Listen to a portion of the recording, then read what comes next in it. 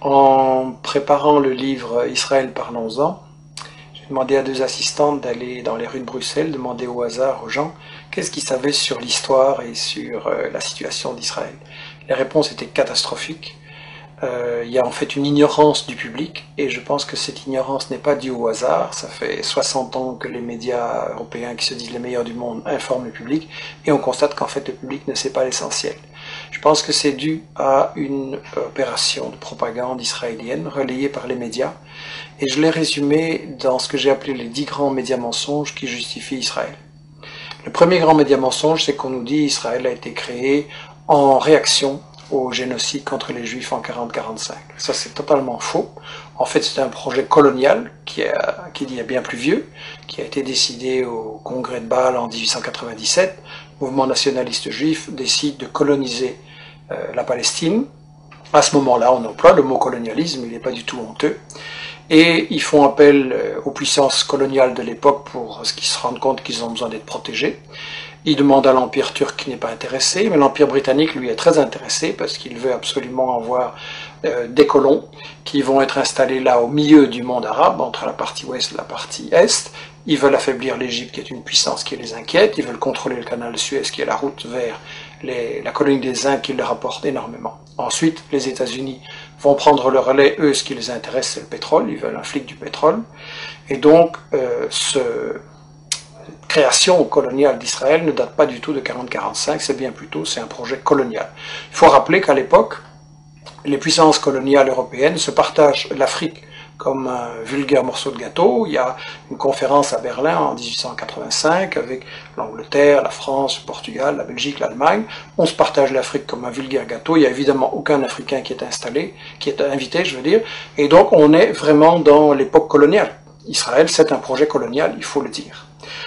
Alors, le deuxième grand mythe qui justifie Israël, c'est oui, mais les Juifs, en fait, ils retournent sur la terre dont ils auraient été chassés par l'Empire romain en 70 après Jésus-Christ.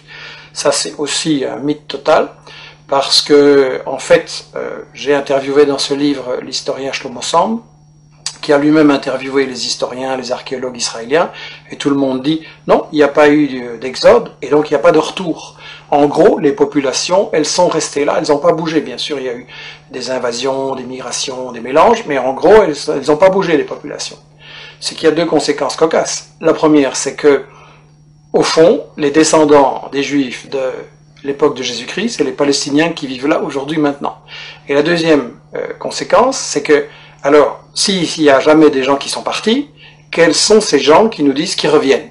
En fait, ce sont des convertis, des Européens de l'Est, de l'Ouest, des Maghrébins, qui se sont, à différents moments, pour différentes raisons, convertis à la religion juive.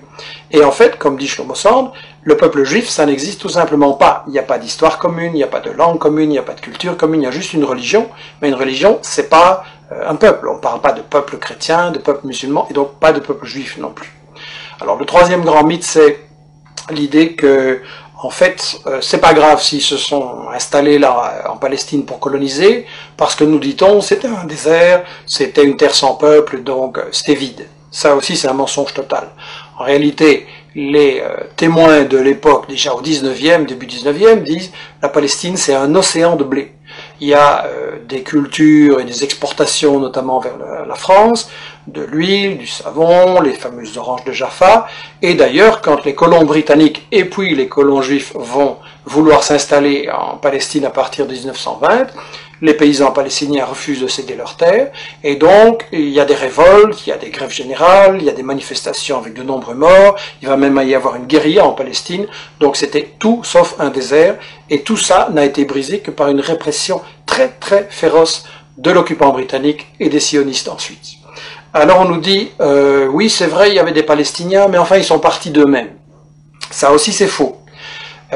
J'ai cru ça moins longtemps, et tout le monde a cru ça, et ça a été la grande version officielle d'Israël, jusqu'à ce qu'on a appelé les nouveaux historiens israéliens, Benny Morris qui est interviewé dans les livres, Papé et d'autres disent non, les Palestiniens ont été chassés par la violence, par la terreur, par toute une opération systématique pour les expulser en fait du pays, pour vider la terre de ses habitants. Donc ça c'est encore un mythe absolu, et ça c'est pour, disons, la partie historique. l'histoire d'Israël, tout ce qu'on nous cache, qui est très très important à comprendre.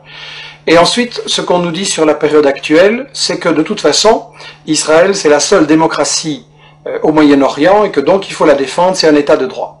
Premièrement, c'est pas un État de droit, c'est le seul État au monde où la Constitution ne fixe pas les limites du territoire. Dans tous les pays du monde, il y a une Constitution qui dit le territoire il commence là, il s'arrête là, et ça c'est notre pays. Israël non, parce qu'Israël c'est justement un projet d'expansion qui n'a pas de limite, et il y a donc une Constitution en plus totalement raciste qui dit que Israël c'est l'État des Juifs. Ce qui veut dire que les autres sont des sous-citoyens, des sous-hommes, et donc c'est la négation même de la démocratie, une constitution pareille.